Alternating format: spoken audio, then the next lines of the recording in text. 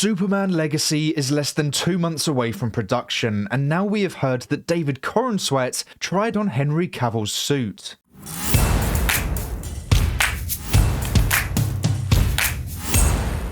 Hey everyone, welcome back to The Road to Superman Legacy. This is the web series that follows all the updates and rumours regarding the Superman reboot. This is episode 2, and today we have an interesting video. Now, as you can see by the title, David Corenswet has tried on Henry Cavill's Superman suit. But that's not the only news we have today. But starting with the costume, on Threads, James Gunn was asked, did you do a wardrobe test in different Superman costumes like Henry did? And Gunn responded with, yes, everyone who screen tested was screen tested in the previous suit, although David had a hard time fitting as he's so tall. So during the screen tests, David tried on Henry Cavill's suit, just like Henry did with Christopher Reeve's suit, which I do want to see one day, and by the sound of it, it may have looked a bit funny, as David is 3 inches taller than Henry Cavill. Now, Dan Marcus, who is a filmmaker, said, not that this matters at all, but I heard from a friend who is working on Legacy that the Superman suit is not going to be what we're expecting and is very curious for how fans are going to react. Take that for what you will. And that is a very interesting comment. Now, I don't know whether to be excited or scared for this new suit if Dan is reliable. I'm going to be optimistic on it,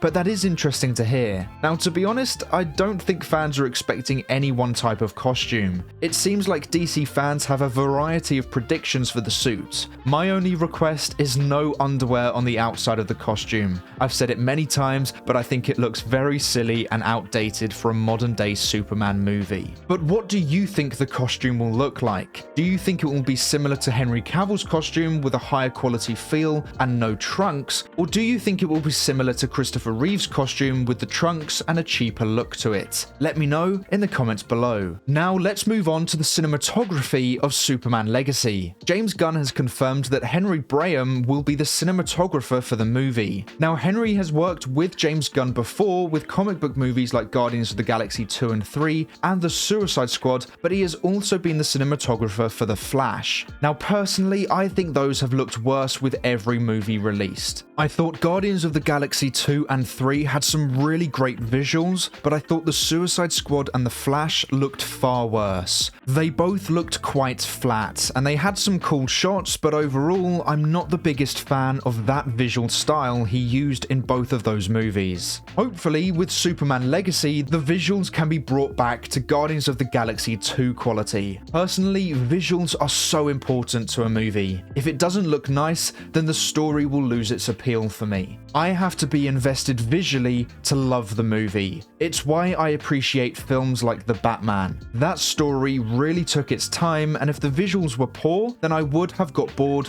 and probably not liked it. But because it was so visually appealing to me, it meant that in those slower moments where the story slowed down or scenes really took their time, the visuals helped me adjust to that pacing. My worry with Legacy is that I don't think James Gunn is a brilliant writer. I think his weakest comic book films are the ones he has written because they go too overboard in the dialogue. It's like the film loses their filter, and that causes my appreciation for the story to decrease. I think he can plan out a story very well, but when it comes to the script, I think he becomes a bit of a loose cannon. Quite like Michael Bay. With Transformers: The Last Knight, it had a great story underneath, but it was covered in Michael Bay's dialogue, and that let the film down big time. But what always helped Bay in his Transformers films was his visuals. They always carried the movie. And so if we have a cinematographer for Superman Legacy whose recent work has been very bland, then my worry is that the visuals won't help me through a story that will be filled with weak dialogue.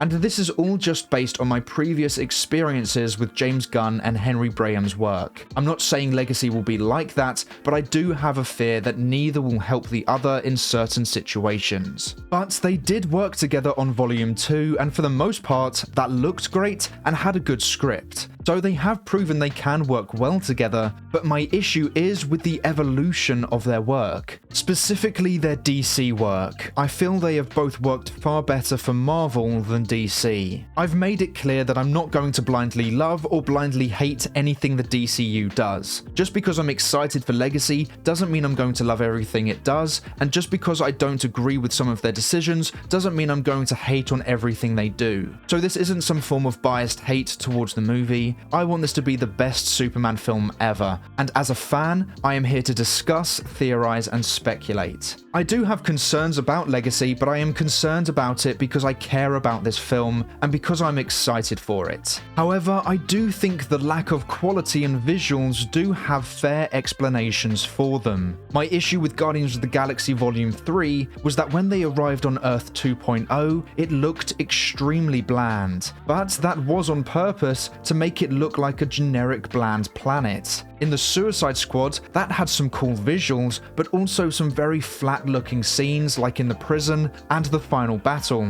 Both were very grey areas, which means you can't really do much about that, unless you decide to film somewhere else, but in doing so you might have to change your story, which is down to James Gunn. And as for the Flash movie, I think Graham was let down by the studio. The CGI was rushed, and I think if it was complete properly, then the visuals would have looked a lot better. So whilst my concerns are valid based on his previous work, I think a lot of that was because of certain decisions made by the director and the studio. Fortunately, the story of Superman is extremely visual. Metropolis can be this big bright city, and the Fortress of Solitude could look incredible. And the same goes for Kent Farm. So as long as he stays away from the grey bland sets, and the studio doesn't rush the CGI, then Legacy should look a lot better than his recent work.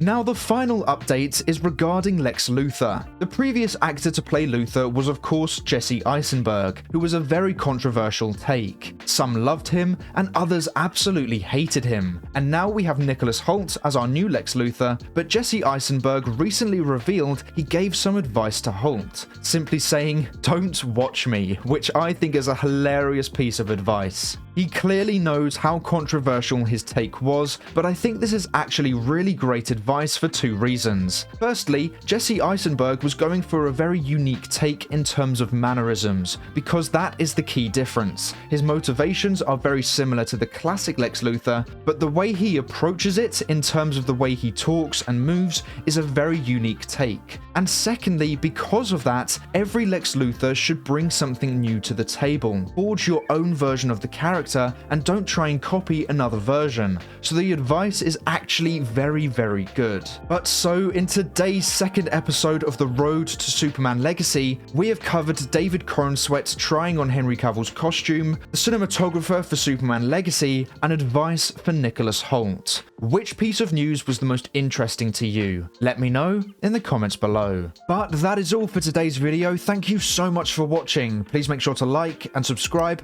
and turn on post notifications so you never miss a video. I hope to see you here again soon, so until then, have a great day. Bye!